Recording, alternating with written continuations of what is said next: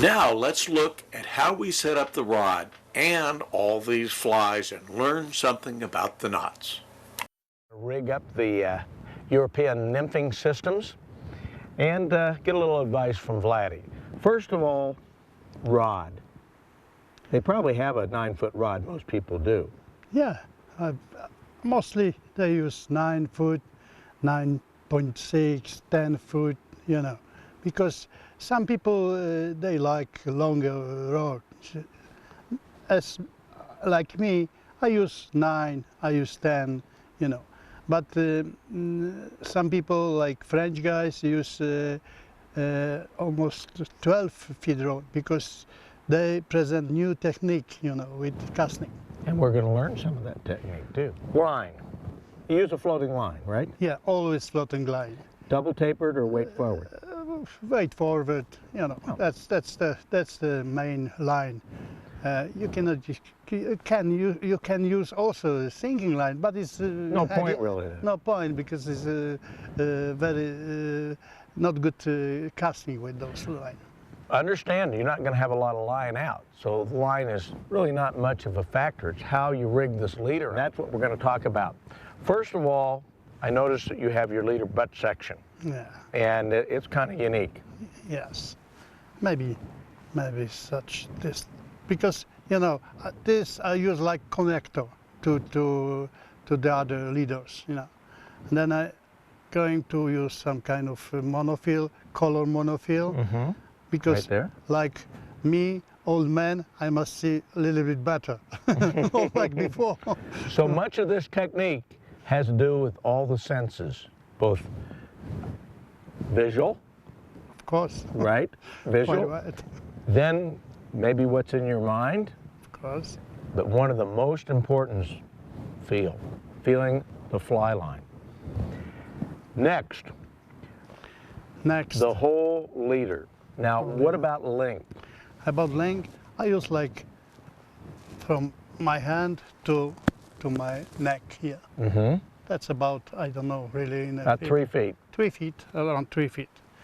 And then coming dropper. Now, dropper. The first question you're going to say, why a dropper?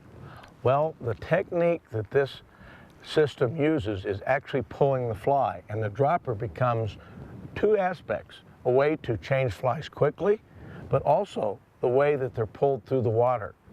So when you put on a dropper, one of the most popular ways is to do a blood knot and let the ear of the blood knot hang out. That's not what you want to do here. We're going to show you how to tie a perfection loop setup. And this is probably one of the hardest things for people to understand. Blood knots. Whether you use a surgeon knot, it's a knot. These leaders are sectioned, and they're sectioned for a reason, to keep the flies separated. Now, in World Fly Fishing Competition, you use multiple flies, don't you? Yeah. And why do you use multiple flies?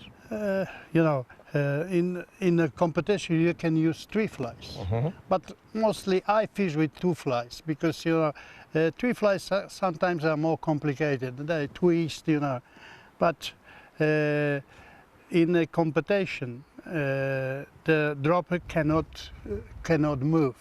You mm-hmm. know? It can't slide, so it has to be attached. Has to be attached. Now you notice this is sliding. When we talk about this dropper, this is put on with the perfection loop, but the beautiful thing about this is easy to take off when you have to change flies. Right. Now, distances. Now, I noticed that this is probably about, I would say 10 to 12 inches. How short would you make these? Is there any kind of formula? Yeah, if I fish deep water, I put always a longer dropper. If I fish shallow water, can be like this too, you know. It's much easier to cast. You cannot hang it, you know, the dropper between stones sometimes if you fish, you know, shallow water. And another aspect too is if you hook this on something, you can break this off and not lose your whole rig. Yeah, that's another, of course, aspect of multiple rigs. Another thing is I think it's important when we talk about having this perfection loop and how it slides is it the ability to do this, right? It can rotate. Yeah. See how that rotates around? And that keeps the tangles to a minimum. Now, the first thing you're going to say, oh boy, I'm going to tangle a lot. That's probably one of the drawbacks of the system. You are going to tangle, but everybody who's fly fish knows that tangle's a part of fishing. All right, now, this is probably going to be the key element to this whole system. And I know that you know this English word, anchor. Anchor. What is it in Polish? Ciężarek. I want everybody Ciężarek. I want everybody to memorize that. Very difficult. Why? Pronounce for- Why? Why the anchor nymph? Because, you know, when I follow the nymph, I must have a little bit power on my line. Wait. Weight. Get it down Yeah. in there. Then I can easily move, you know, the two flies. Of course, anchor fly can catch fish, and dropper almost the same. Now, I want you to think of this. Now, this is going to be something that is really going to be the key to this. When you have a strike indicator on the surface, what does that do? It's a bobber. It's a fly fisherman's term for a bobber. What is it? It holds the fly out there. It hangs it so it stays in the same level. Well, let's take the anchor nymph and reverse it.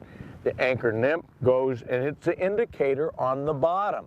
In other words, by it bouncing on the bottom, boom, boom, boom, on the bottom, it holds this fly at the same level. So it's a strike indicator in reverse. Think of a heavy strike indicator. And now, one of the elements that I tell everybody's like an airplane, where you have controls. It controls whether you go up or down. Well, guess what? Vladi's arm here is going to be that control, because however he moves the rod up and down will determine where this fly is in the water column. And how fast he pulls it will also give that element. So as you can see, it's very important. There's a lot of aspects. If you think the thing is simple, be a golfer. One of the most simple maneuvers in the world is a golf swing. Boom, bring it back, bring it forward. Here, you pull the fly. Guess what? There's all those little turns and twists, raising and lower, that we're about to show you. But it starts with rigging this up. Now, one of the questions I want to ask you, Vladi, what is your total length of leader? Because that's going to be a real important part of this. Very important part. I use with Polish method, with my, I should say my method, I use 2/3 length of my rod. All right, 2/3 the length of the rod. Yeah. Okay, so that if the rod is 9 feet, it's going to be about a 7-foot leader. 7-foot leader. Yeah.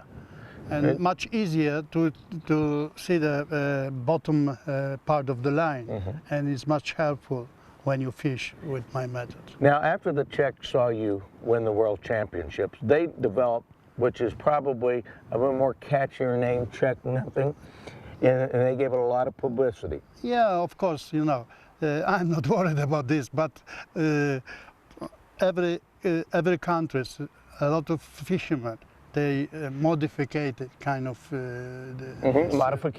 modifications, you know. I should say the Czech make very good flies, and last success they come from, you know. Now let me ask you this, as we're rigging up, and I've seen this done by the Czechs, where they put the weight in the middle fly, and then it anchors down, and then this fly then comes up. Yeah. Now, is that a method that they did, or did you do that? You can do it this too, but if I fish deep water, my anchor, my bottom fly is heavier than dropper. If I fish shallow water, my dropper is heavier than the bottom fly. That's so the rigging is really important here. The rigging is very important, that you rig it for different types of water. Yeah, so let's take a review of this leader. You know, you have the anchor fly. Now we can change the anchor fly because it's the weight, it's a heavier fly in shallow water to the dropper fly. So it becomes the anchor fly is the dropper fly and your lighter fly is on the point fly. Remember, point fly. Now, let's review the leader in length. It can vary according to water depth. We're going to learn more about it when we do fishing. It's important that you have these knots, and so the leaders can go back and forth between it. What about dropper? Dropper length, again, determined on the depth of the water. All this will become more apparent when we get actually down to the fishing.